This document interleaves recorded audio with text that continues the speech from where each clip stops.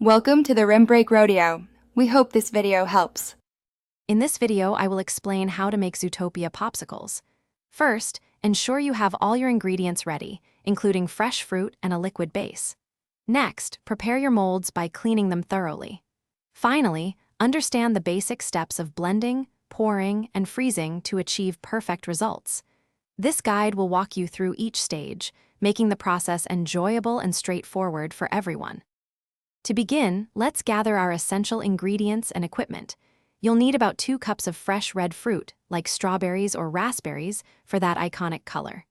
Also, have 1/2 cup of water or a light-colored fruit juice ready.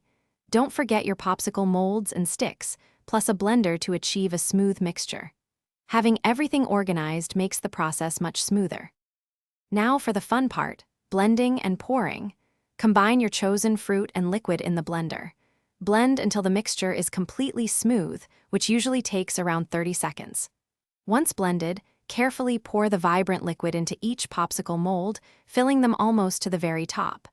Then, gently insert a popsicle stick into the center of each mold, ensuring it stands upright. The final step is freezing and enjoying your delicious creations. Place your filled molds in the freezer for a minimum of 4 hours, or until they are completely solid. To easily remove them, run warm water over the outside of the molds for about 10 seconds. Your homemade Zootopia Popsicles are now ready to enjoy. Remember to check the description for a link to Little Tree's Black Ice and other great deals. They make a fantastic treat on a warm day. Thanks for watching. Consider subscribing if we helped you.